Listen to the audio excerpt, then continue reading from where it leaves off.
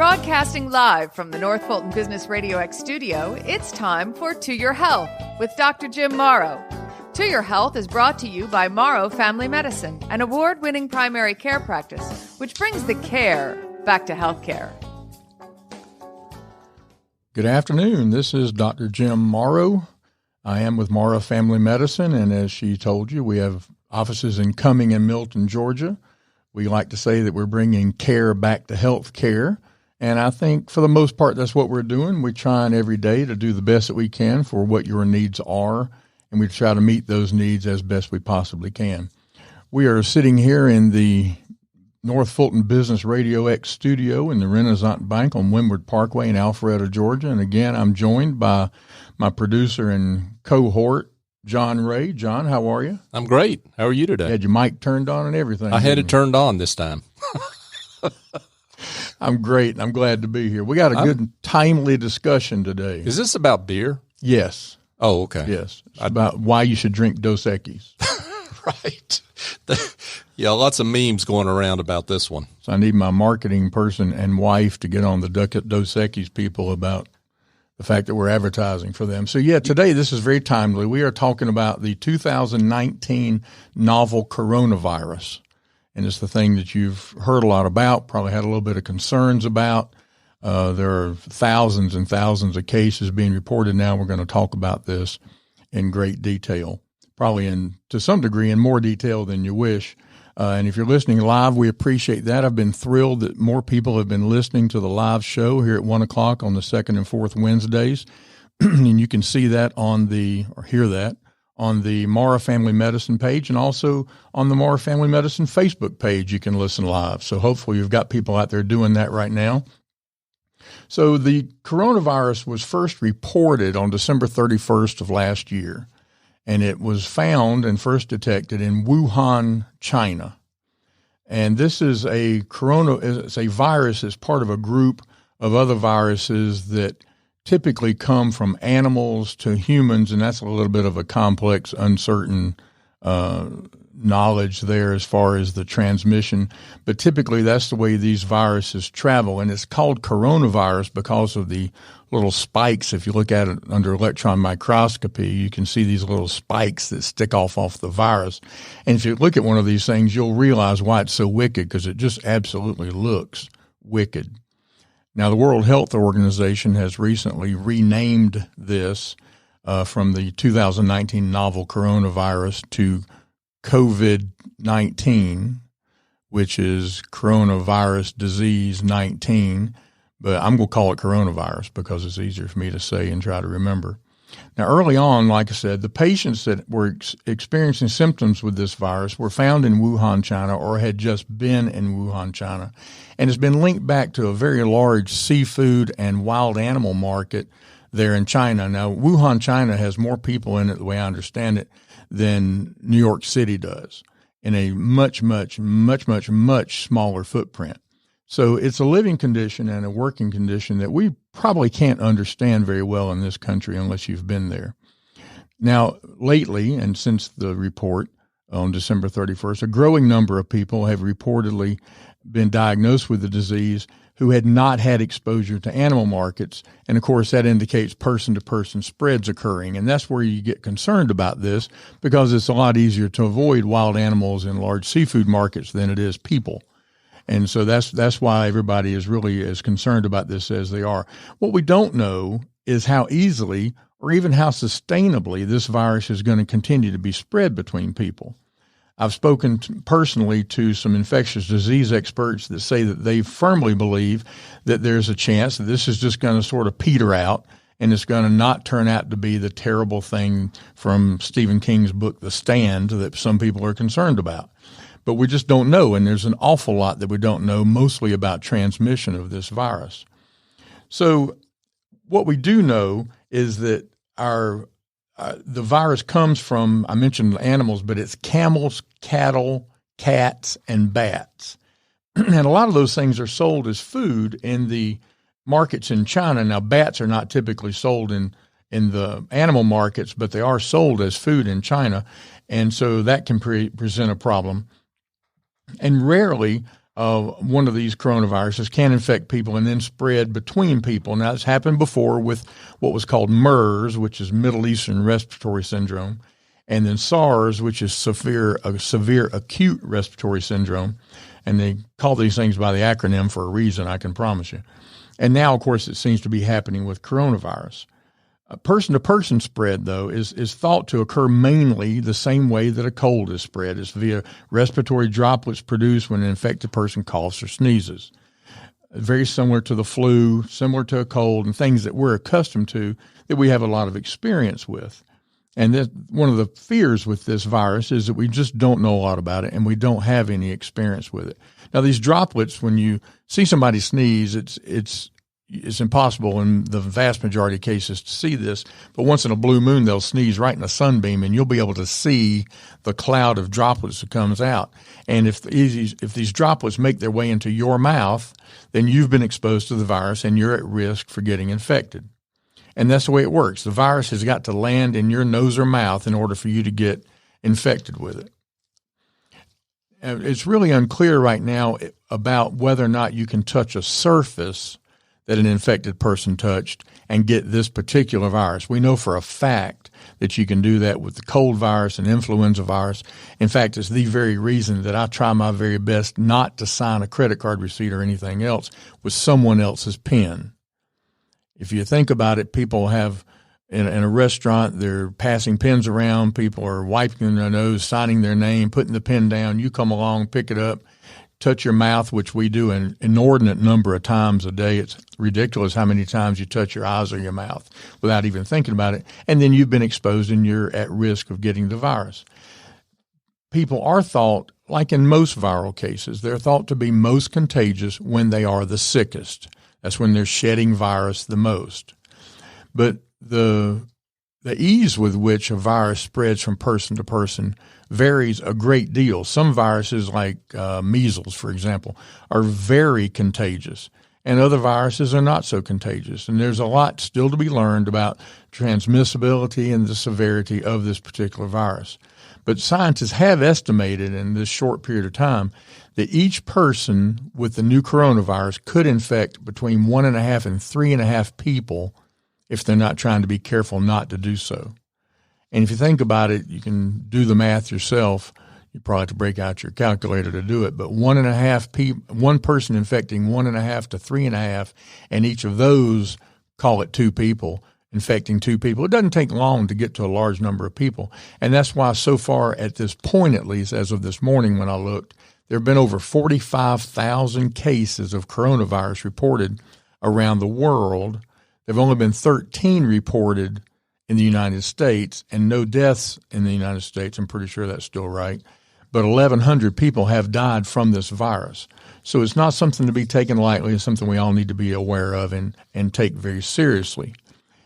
The virus is probably about as contagious as SARS, and you may remember back in 2003, I think it was, several news reports about SARS and how it was killing people. Its death rate was less than 10%, but it was still, close to 750 people, somewhere in that neighborhood. So it's important that we're careful with these things. Like I said, these things travel through the air, but the droplets fall to the ground within a few feet. So if you're 10 feet away from someone who has this virus, I don't recommend you hang around there, but you should be okay. But if you're in real close proximity, then you're very likely to be exposed. And if you think about air travel, well, there's very few places other than a Greyhound bus where you're in closer proximity than that. And so it's a very easy way to spread this virus to person. And if you can imagine people flying from China, making stops and making their way to the United States, by the time they get here, they're probably fully infected and maybe even contagious already. So this could be a huge problem. Now, how far viruses travel also varies from virus to virus. I mentioned that if you're within 3 feet or so of an infected person, you might be exposed, but if you're farther, you're likely not. But measles, I mentioned it being real contagious. Measles can travel up to 100 feet, and it can stay alive on hard surfaces for hours. And so we've heard earlier this year about some measles outbreaks because of non-vaxxers primarily. And so this is a much larger problem, and the measles death rate's a lot higher than this is too. So it's not as bad as that. But the transmission numbers are not really set in stone. They can be reduced by effective measures, public health measures, things like isolating sick people, tracking individuals they've had contact with, and that kind of thing.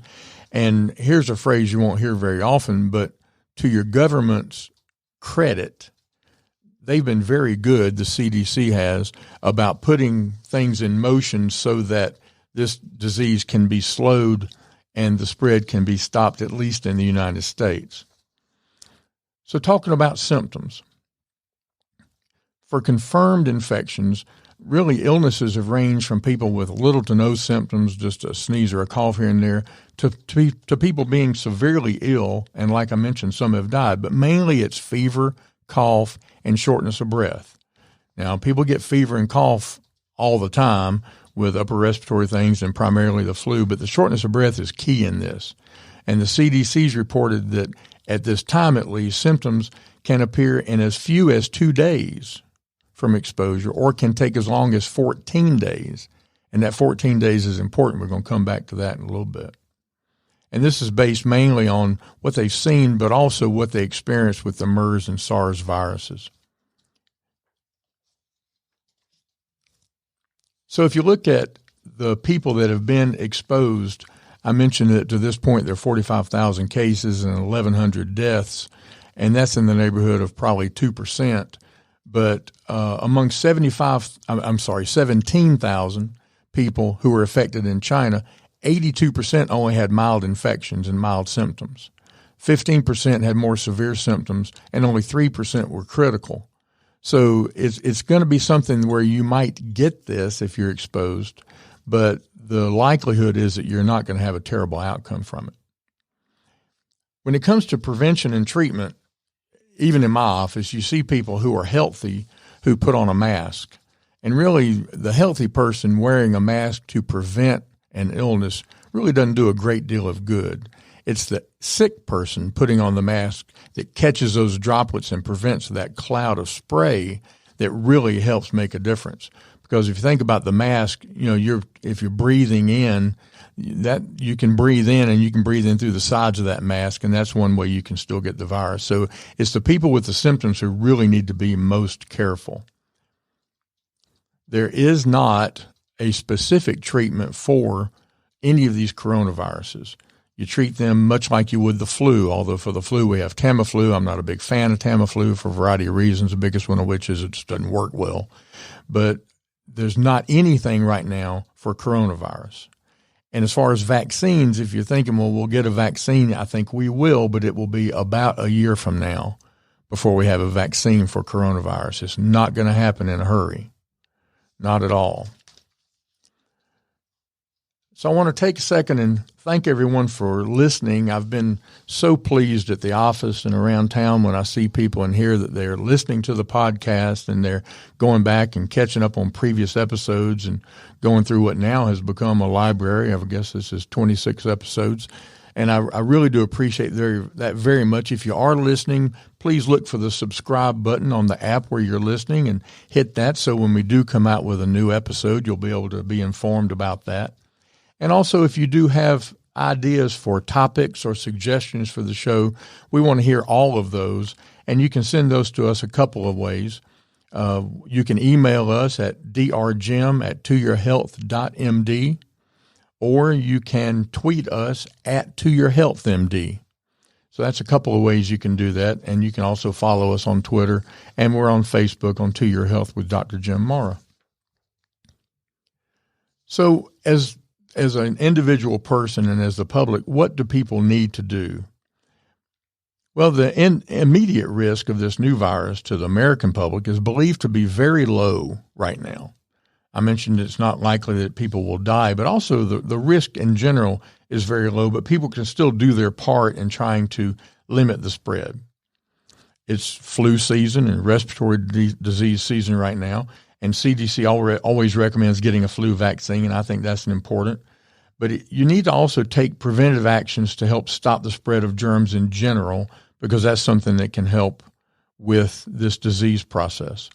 If you're a healthcare provider, be on the lookout for people who recently traveled to China and have fever and respiratory symptoms on your mind when you're seeing people that have traveled. We had a patient in the office a couple of weeks ago who had just traveled from China to the States, coming back home, and he had an upper respiratory infection. He had cough and runny nose, and he was miserable, but what he didn't have was fever, and it's the lack of fever that distinguished this between this and something we needed to do something about. We actually contacted CDC. They had no interest in the man whatsoever. We contacted the public health department in our county. They had no interest in the man. They said, do not send him here because he didn't have fever, and without fever, you're really not at risk of having coronavirus. For people who have had close contact with someone who was infected, if you develop symptoms, contact your healthcare provider. Tell them about your exposure. Tell them about your symptoms. You know, I say every few episodes on this show not to say the 5 most dangerous words in the English language, and it qualifies here. Don't ever say, maybe it will go away. And if you don't do that, then the chance of you having a bad outcome from something like this is very slim. Now, I mentioned earlier that the CDC has been really good about how they're working to try to control this. And really, I was fairly surprised when I started reading about exactly what they are doing. So to slow the spread of this virus, CDC is working with all of its public health partners, and that's usually health departments and so forth, to implement these new travel procedures that were announced in a presidential proclamation on novel coronavirus just recently. So to sum this whole thing up, and I'm going to have to read these details because I don't have them memorized, but foreign nationals, people who are not a citizen of the United States, who have visited China in the past 14 days may not enter the United States, period. It's just that simple. And you've probably heard about Delta canceling all kinds of flights, and a multitude of events and things in China have been canceled. American citizens and lawful permanent residents and their families who have been in China in the past 14 days will be allowed to enter the United States, but they will be redirected to one of 11 airports to undergo health screening. So if you think about this, these people are coming into every international airport in the country, which is a bunch of them. It's a lot more than 11, I'm pretty sure. And they're going to the trouble of taking these people to one of these 11 airports so that they can be questioned and most likely monitored. And depending on their health history and their travel history, some of their travel will be restricted until they've been away from China for a total of 14 days. Because as I mentioned earlier too, the longest that they've seen the incubation period be for this virus is 14 days. Now, if you're a U.S. citizen and you're traveling back to the United States, your travel will be from China. Your travel will be redirected to one of these 11 airports where CDC has these quarantine stations. You'll be asked about your health, and your health will be screened for fever, cough, and trouble breathing, the 3 things that are classic with this virus. And depending on the answers, you might either have some restriction on your movement for a period of 14 days till you've been back from China that long, or you might be placed in quarantine. Now, I mentioned Wuhan, China at the very beginning, and that's in I'm going to butcher this, I know, Hubei province in China.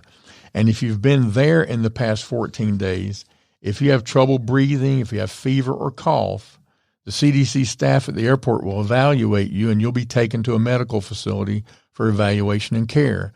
You will not be allowed to complete your travel itinerary. If you don't have symptoms and you came from there, you're going to be placed on the quarantine hold for 14 days to be sure that you don't have the virus. And you may or may not be able to complete your travel at the end of that time. If you're coming from China outside of that province, if you've got symptoms, the same thing applies. You're going to be taken to facility and evaluated, and you may not be able to travel further. And if you don't have symptoms, then here's the good news. You will be allowed to reach your final destination, but after you reach your destination, you'll be asked to monitor your health for a period of 14 days after you left China. And this is something where the local health department, the county health departments will be checking in on you. You'll receive a card that tells you what symptoms to look for, and they will be in touch with you with great frequency to be sure that you are not developing symptoms of coronavirus. And that's really how they're going to limit the spread of the coronavirus here in the United States. And I'm sure that some people will hear that and they will think, well, you can't do that to me.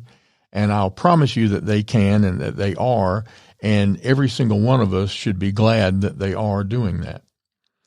So this huge response that the World Health Organization has put on, that the CDC in the United States has put on, and others, how effective might this be? Well, the World Health Organization has already praised China for its efforts in lockdown measures, but there is concern that that might not be enough. I mean, again, they've got 45,000 cases in China already. Now, the good news about the 45,000 cases is that in the last 2 days, the number of new cases has decreased. And that's one of the best things you could possibly see in a situation like this, is for the new cases to start to dwindle. And that's going to be a combination of precaution and limitation and quarantine, and also possibly that the virus might be petering out a little bit. Now, in China, they not only closed off transportation, but they also shut down the market in Wuhan that was selling these live animals, and it was thought to be the origin for this thing. And they also suspended the trade of wild animals nationwide. Now, you can bet that there's some black market for that, but for the most part, that trade with wild animals in China has been stopped. The schools have been closed, the Great Wall is off limits, and tourist packages from China have been stopped. So they're doing a lot to try to really limit this, and to this point, it seems that things are pretty well under control, but we're still pretty early in this. People in China who are sick, who have symptoms, are not allowed to use public transportation. They've got to either walk or bicycle for miles to get to hospitals. And that's a terrible thing, but there's no good way to get around that. And until recently, the researchers were concerned also by the fact that China was not admitting experts who could help them track this virus. And they've let up on that a little bit, but for a short period of time, that was a concern and was felt like it was going to be a problem. Now, in the long run, we want a vaccine for this virus. We want a vaccine for pretty much all of them, but we really want one for this because it's been shown to spread very quickly here. But like I mentioned, a vaccine's at least a year away. But a vaccine could prevent infections and stop it. After SARS, it took them 20 months to get a vaccine ready just for trials. As it turned out, all of these efforts, which were very similar then, by CDC and WHO, they were successful, and a vaccine was never needed, and they never really had to go through with all of that. But you never know what's going to happen. If you remember the Zika outbreak in 2015, research brought a vaccine development timeline down to 6 months. They haven't found a way to do that with coronavirus yet. But that's remarkable if you think about how long some other vaccines have taken to bring to market. So that's the details on the coronavirus, but I want to take 1 second and just talk a little bit about protecting yourself. And I mentioned some of this, but I want to end with this so that it's the thing that's hopefully most present on your mind. CDC doesn't recommend that travelers wear masks to protect themselves. You might wear a mask, but it's more important that you do these things. Avoid close contact with people who are sick. And yes, I realize some of this sounds incredibly obvious, but avoid close contact with people who are sick. Avoid touching your eyes, nose, and mouth with unwashed hands. Wash your hands often with soap and water for at least 20 seconds, especially after you go to the bathroom, before eating, and after blowing your nose, coughing, or sneezing. Now, I know for a fact that if you go in a bathroom and watch people, sometimes they'll wet their hands, sometimes they'll just grab a towel, but you want to wash your hands with soap and water for at least 20 seconds. If you don't have soap and water, use an alcohol-based hand sanitizer with at least 60% alcohol, and I think most of the ones that you'll see have that. But always wash your hands with soap and water if they're visibly dirty. The next one is stay home when you're sick. Don't go to work when and this is not just coronavirus. This is flu or a cold. If you're sick, don't go to work where there's a bunch of other people who are trying to get something done. Stay at home, get well, and then you can go back. And the entire economy and the country and industry and everything will be better off because you did that. When you cough or sneeze, cover your mouth with a tissue and then throw the tissue in the trash. I think that bears repeating. Throw the tissue in the trash. And then clean and disinfect frequently touched objects and surfaces using regular household cleaner, whatever you typically use to clean your house. So these are the things that you can do every day to keep from getting a wide variety of infections, but it also works for things that are as potentially damaging as the coronavirus. So, John, that's what I got on coronavirus. Boy, you dropped the mic on that one. That was good. That was a lot of great information there. So a couple of questions we've got from folks. So one is things are changing rapidly. I mean, you're giving us the information you have as of right this moment. Where should people go to keep up with where this is going? What are reliable sources? Because there's a lot of junk out there on the internet, as we know. Yes, there is. And that's a great question. There's two sites I would go to. I would go to the World Health Organization's website, which I'm pretty sure is WHO.int. And then there's CDC.gov, which is, of course, the Center for Disease Control's website here in the country. And I found a lot of information on those two websites. I would even credit those two websites with this podcast for the information that I got. And it is changing a lot. But the best thing I saw was that in the last couple of days, the new cases are down. That's really huge. And that's where I saw that. So I would say if you really want to track this, if you're interested enough to really stay on top of it, WHO.int or CDC.gov. Now, one thing I read, and I wondered if you saw this in your research, but on this as you were preparing for this show, is that there are still will be more deaths this flu season from the influenza virus than there have been from the coronavirus. Oh, that's absolutely true. Absolutely true. And, I'm pretty sure we did a podcast on the flu vaccine. Well, that's where I was going. Oh, good. I was going to send people back to that one. Well, I recommend you go back and listen to it because the flu is still here. It is not gone, and it is a wicked virus. And every human being over the age of 6 months old should have a flu shot during the month of October.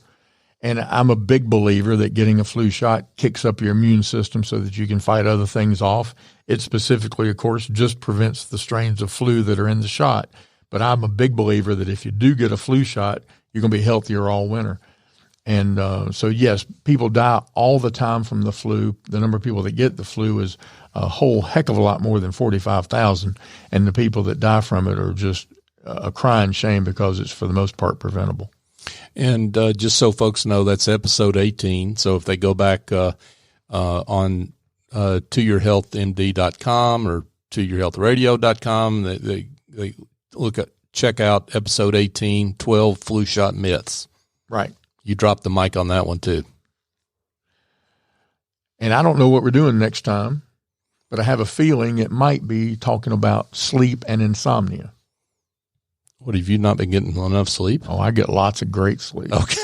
Well, then you're the man to talk about how the rest of us can get some. I'm a sleeper, and there's two kinds of people in the world. There's sleepers and there's non-sleepers. And I'll tell you right now, if you're a non-sleeper, you got to do whatever you got to do to be a sleeper. Well, you'll have a good one, whatever it is. Thanks, John. I appreciate everyone listening. This is To Your Health.